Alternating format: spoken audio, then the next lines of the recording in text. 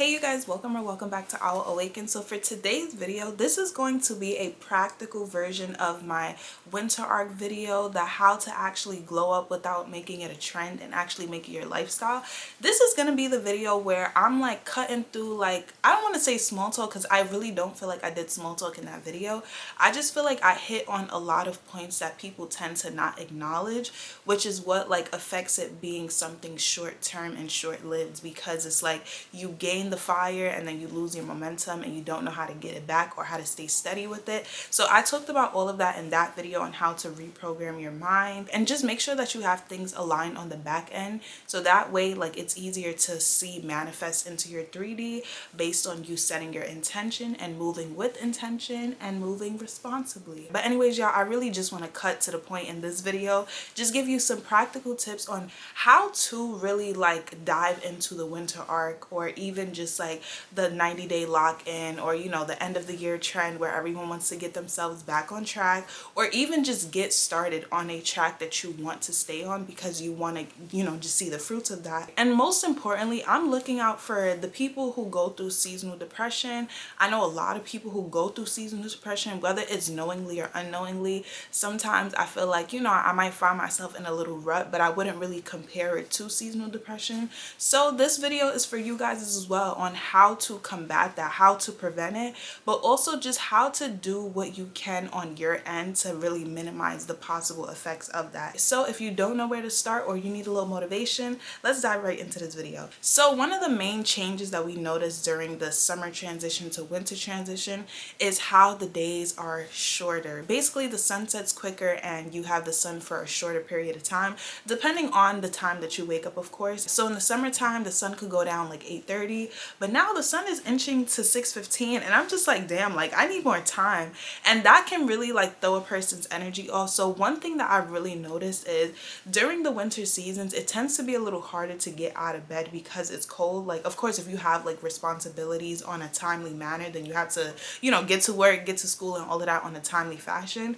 But as a person who, like, I'm a full-time content creator, so for me it's like some days I tend to like stay up really late, which is a great thing because I usually get a lot of things done, and I feel like that's the time where everyone's asleep, the whole world is still, as much as possible, where I feel like I can finally just like recollect with myself. But the only downside to going to sleep at 3 a.m. is the fact that I need my full like 7 to like 9 hours of sleep to really feel good in the morning. So I be waking up at 11 a.m. right before noon, and I don't like that because I feel like, damn, I only have like 7 hours left before the sun goes down. So now I really do want to prioritize waking up around like 7-8 o'clock.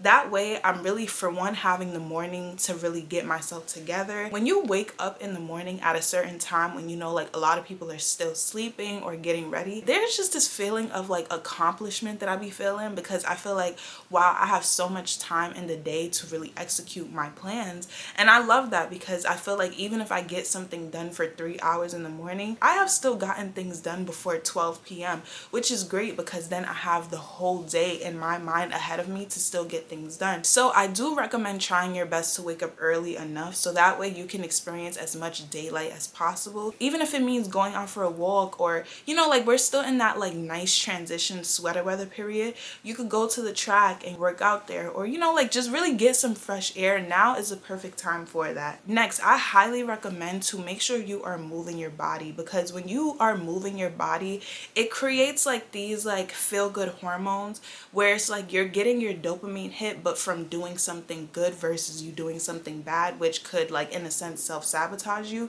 and cause you to have negative effects, right? So with working out, there are so many great benefits. You're moving your body, you're not getting stiff and rusty because nobody likes that feeling. It's really great to move your body because, like I said, you're triggering the production of all those good hormones that are actually, you know, of your benefit, you know, so why not? And when it comes to working out, like I said in my previous video, there are so many different methods that you could use when it comes to working out. Some people like to do heavy training, some people like low impact. I personally love low impact because I feel like it I can make it fun. You get what I'm saying? Like, I want to get into the whole like gains and things like that, but I can gradually do that with my low impact like wall Pilates. I absolutely love that.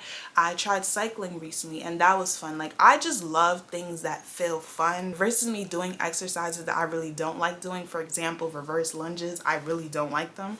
But y'all, you know, that's how you got to get the gains. So honestly, I feel like do what works for you, but just start to at least work out at least 3 times a week. So that way you're loosening your body up, even though it may create a little tension from like, you know, the muscles and things like that. But over time, like, it would just feel good long term. So I highly recommend doing that. And I cannot stress how important it is for you to find something that you actually enjoy doing, because we just came from a season of summer where like you don't want to do anything besides just have fun, right? You have let your hair down during the summer possibly, and there are things where like when it comes to winter time, it's like we kind of think of that as like the grind mode season.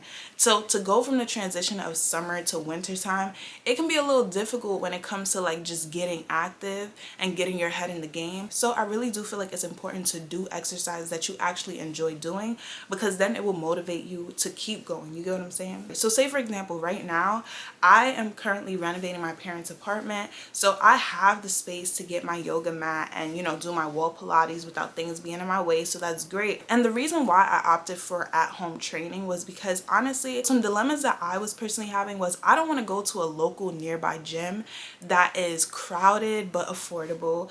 I then don't want to go to a spot that is at a distance but you got to pay a pretty penny and it's not so crowded. It's more like a private gym. Honestly, I wish I was in a building that just had a gym and I can go during the times where I like study, where the residents aren't really going to be in there like that, but I still have access to the gym at all times.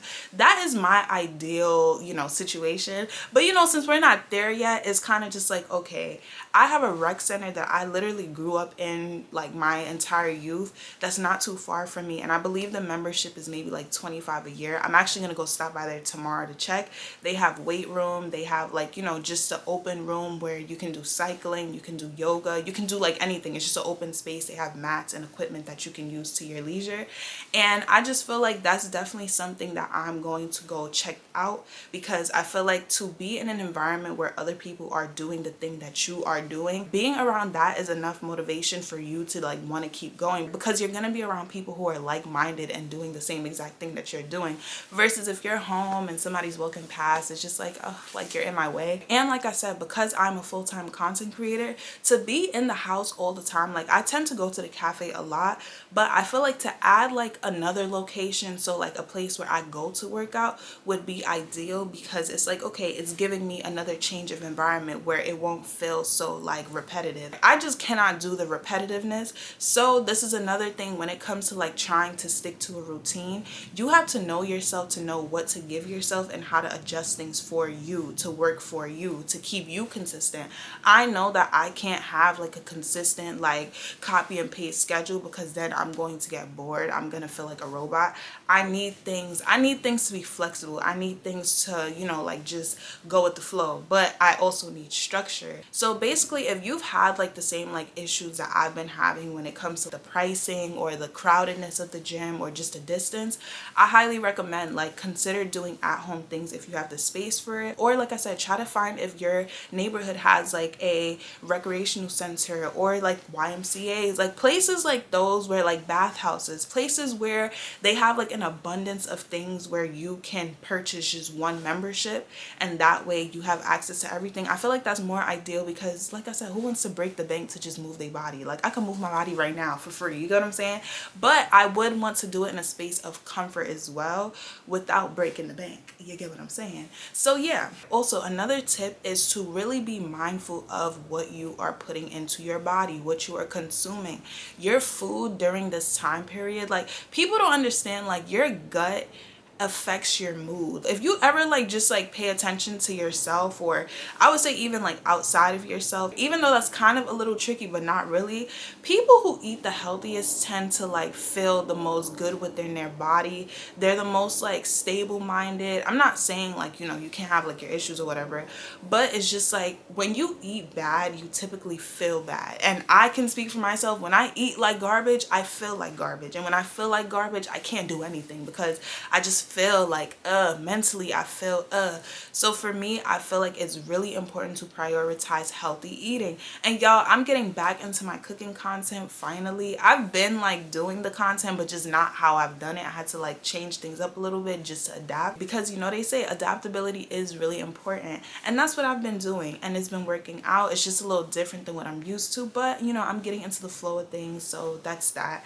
But I'm definitely getting back into my cooking content, so if you need any inspo on just like foods and things like that, y'all check down below. I'm going to tag all my food pages and just follow me there. Things are going to be changing. I'm going to be a lot more personable in my content. I'm going to be a lot more educational in my content. Like with my cooking content, I'm doing it with intention, not just posting to try to get some clicks and views. Like, no, I actually want to help people on their food journey. And I'm also, you know, like exploring it myself, and people tend to often love the things that I do. So it's just like, you know, y'all check it out, check it out. Also, since this is kind of like that transition period where, like, you know, a lot of people are trying to lock in and things like that, not that I'm doing things on other people's time, but it just happened to fall in alignment with myself as well, because like I said, I was in that transition period. Because I'm in the middle of renovating right now, it's a lot that I have on my plate in terms of like I'm doing so many different things at one time, where last week I had to do a meal prep because I could not be in the kitchen every day cooking breakfast, lunch, and dinner while trying to get things done on the back end with work, with renovating. So I found that meal prep was definitely like really helpful for me during that week. So it's also knowing your schedule, knowing yourself, knowing your energy levels. What are you able to do to keep yourself afloat? Do you need to prepare ahead of time in order to have like balance within your like flowing life? Or are you okay to like step in as you go and get things done and, you know, like cook and things like that? So for me personally, like I don't really like leftovers, maybe like 2 days depending on what the leftovers is. But a lot of times, like I love fresh food, and like I said, because I do food content, it's of my best interest to just cook, you know, like daily, because like hello, why not? But I'm not gonna lie, I found during that week meal prepping definitely helped. Even if it was just like me meal prepping for lunch and dinner, but breakfast I made every day, that worked for me, because you know, like I don't know about y'all, but I don't like leftover eggs. You know, certain things I feel like just taste better fresh, and I feel like breakfast was that category. And another thing, because I love to be as mindful as possible during the morning as much as I can with in my environment, I feel like breakfast is a time for me to really like just slow down and connect with myself and just like ground myself, and you know, like just have a slow start to the day, because I feel like that's also really important. How you start your days can affect how it goes. I've found that the more intentional that I am about my mornings, and it's not to say like you have to do everything by a book, because I tried that one time, like try to do like 10-minute categories, and y'all, no thank you. I just did not like it. I just find that when I know the things that I need in order to make me feel good in the morning, when I incorporate those within my mornings, I just feel like I have prepared myself to conquer the day. Because there is a saying, proper preparation prevents poor performance. So when you really take the time out for that foundation, which is your morning time, when you take care of that foundation and you really like pour into your foundation for the day, I honestly feel like it has a lot of influence in the direction that your day does flow in. And if you have the chance to really set the tone for the day and make it a good day, I would highly recommend that, because just as much as you're taking care of yourself and you're trying to be intentional about how your winter months go within this next season, you have to understand that like you are only in control of yourself, and you don't know what other people are doing on their end to, you know, really nurture themselves. So sometimes, yeah, you're doing the work, but sometimes people around you aren't doing the work. And if you're in proximity with those people, it's like, how can they throw your energy off? So you have to be mindful of all of these things to where like you're keeping your energy balanced as much as possible, so that way like other people's energies aren't throwing you off. And again, I've mentioned this before, I have a video that I am working on where you really like look at your energy as currency and how to spend it, but also how like to really pay attention to how things outside of you are affecting you. And it all comes down to self-awareness and consciousness. And y'all, once you really learn these things and you really start to shift your mind to view life in a certain perspective, I promise you, it's not to say that like you're going to be able to like conquer the world in every 100% situation, but like I promise you, majority of the time, like when you are conscious of just yourself and the things that's going on around you, you have a lot more control than a lot of people know that they have. And I just feel like you need to understand that power within yourself in order to really execute and create the realities that you want to experience. And it all comes down to consciousness and self-awareness. So y'all, listen, I am not talking just to be talking. I promise you there's value in the things that I'm saying. Like, not that I have to convince you. If you see it, you see it. But anyways, yeah. Also, if you are in need of accountability, I think it's great to find fellow peers. It's not to say to rely on them or be codependent on them, because let's be honest, like with a lot, and this is no judgment, right? A lot of people tend to fall off from the things that they start, but it's just like you have to be so locked in with yourself and so like strong-minded that, listen, we're not here to play. So if you do decide to include an accountability partner, hopefully that person is on the same wavelength as you and you don't allow them to influence you in the direction that is not in alignment with the direction that you're trying to go in. So yeah, an accountability partner is great, but it's also just like make sure you are holding yourself accountable first, so that way if that accountability partner does try to shift in a different direction, you are focused enough to still keep going in a one-man army. You get what I'm saying? Another great thing is just journaling. Like, check in with yourself. We may not have time to do that in the morning because, you know, like that fast pace, especially in the colder months, you don't want to get up. It just feels real comfortable under them warm covers. In the evening, when you are just like laying down, even if you're like, I would say on the train, but I feel like it's a little busy then, and you know, people be like snooping in your screen, but it's just like find time within your day, at least like as you're winding down, to really just, I feel like just check in with yourself, like journal, ask yourself like, how are you doing? Like, is there anything that's bothering you? Anything that you feel proud of? Like, really acknowledge your wins, but also acknowledge the things that may not feel like a win. You know what I'm saying? Like, but most importantly, acknowledge your small wins. Reward yourself. Create little reward systems so that way like you are motivating yourself. And listen, y'all, this is just the reality of life. Sometimes you need a little bribing, and I ain't afraid to admit that. You get what I'm saying? So if I stick through 1 week of my plans to keep things going the way that I plan for it to go, by the end of the week, I might do a little something cute for myself, or I might buy myself a little something. And it could literally be me going to buy me a extra size up on my latte. You get what I'm saying? It don't have to be nothing extravagant like, oh, I need to go buy myself some shoes. I might take myself on a movie date. I might go to the library. Like, just something where I feel like it's not counterproductive to what it is that you are trying to do. Even if it means having a little Cinnabon trip. I'm not saying to do that if it's not in alignment with you. But what I am saying is it's not going to kill you to create little reward systems. But I would definitely say when it comes to reward systems, it's definitely tricky because you don't want to find yourself in this trap where you're rewarding yourself with the things that are in alignment with self-sabotaging. You want to reward yourself with things that are actually like, you know, boosting you towards the direction that you want to go in. So say for example, if after 2 weeks of me doing everything that I needed to do, if I decide, you know what, I'm gonna go book me a paint class and I'm going to just like, you know, have me a little solo date out, that is like, I'm still building upon myself, my skills, my creativity. Like, I'm pouring into aspects of myself that are going to make me light up, that's going to inspire my creativity and just make me feel good, like in my childlike state, because I love painting and I love going out. So it's just like, if you mix the two, then it's just, well, I don't like spending money though, but I mean, I love spending money actually. It's important to acknowledge your small wins, because a collective of your small wins as the bigger picture shows you the bigger picture. Just the amazingness that all those little small steps really came together to create a beautiful masterpiece, which is you. Also, when it comes to like your habits and things like that, right? The habits that you want to adjust, that you feel like aren't really serving you, that you feel like you could do better with, when you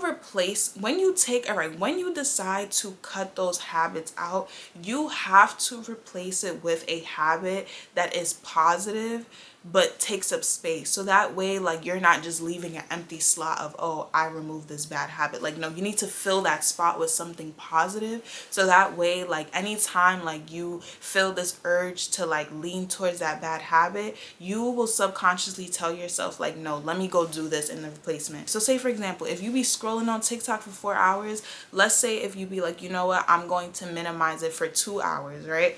But the other 2 hours, you're not just leaving it blank, you're finding something productive to fill in that space, whether it's reading for 1 hour, taking a nap for another hour. So that way you're giving yourself an actual chance to break that bad habit, because then you can consciously redirect your mind to do something that's actually productive for you in that moment, without you feeling lost of like just sitting there stuck like, damn, I really want to do this thing but I know I shouldn't, but it's like I don't know what else to do. You can skip through all that like mental gymnastics by just saying, you know what, I have something that I can do, and that's to go read or take a nap for 1 hour. You get what I'm saying? Another major thing is, listen y'all, I know when it's cold, you snuggled up in bed, you got your phone in your hand and you just scrolling for hours. Listen, that's not what we're trying to do in the nighttime. In the nighttime, your first like hour of the day and your last hour of the day, try your hardest to just limit your social media usage. Try not to be on your phone, try not to be scrolling through these apps. Just try to mentally prepare yourself for your day that has started and for your day that is ending, but your day that God willing is to come. First thing when I wake up is prayer, right? Because I'm grateful to be alive. I'm grateful to be up. I'm grateful for just another opportunity to walk in purpose. But also just like the last time period before I go to sleep is also prayer over self. Pray things that are in alignment with you, that make sense for you. And I think I want to do a video on that, but I'm just kind of not sure. It's like, is prayer something that you share with people publicly? But I feel like I've always needed to see like examples of what prayers look like in order for me to like really truly understand the value in it. So I think I'm going to do a video on that one day. It might not be exactly word for word what I pray, but it will be very similar, just to give an idea of like the things that I pray over myself and my loved ones, because when I care about you, I pray over you, okay? But back to the point, try your hardest to spend your first hour of the day and your last hour of the day just really unwinding and connecting with yourself, keeping yourself grounded, being conscious enough, checking in with yourself, so that way like you just know the direction that you're going in. Because oftentimes, like let's say for example, when it comes to like the evening, you could say you want to go to bed at 10 o'clock, but because you're scrolling on your phone, now it's 1 a.m. and it's just like, damn, like you just killed 3 hours of time on your phone when you could have been resting. So that way you don't have to struggle and fight yourself to wake up in the morning guilty. You get what I'm saying? So let's say for example, if you're setting a bedtime for like 10:30, by 9:30 that phone needs to be on apps closed, do not disturb. My phone is always on do not disturb, but I do see every message that comes in. I just respond when I feel like it and to who I want to respond to.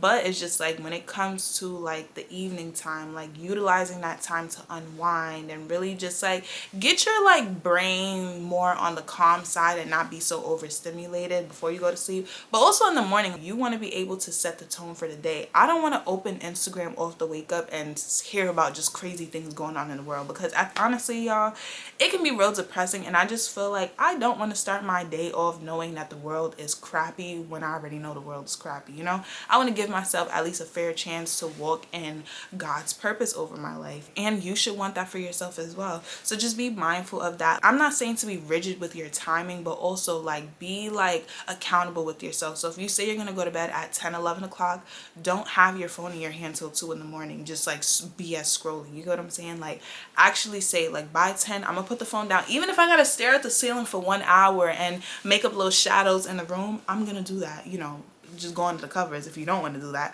But like don't allow yourself to just waste time when you should be thinking about like, okay, I'm resting so that I can recover, so that I can properly prepare for my morning self, because she or he would be grateful that I did this and that I took the time out to do this. So y'all just plan for your future self, but also, you know, like live in the moment, but like think about your future self and what they would be grateful for you doing in the present moment.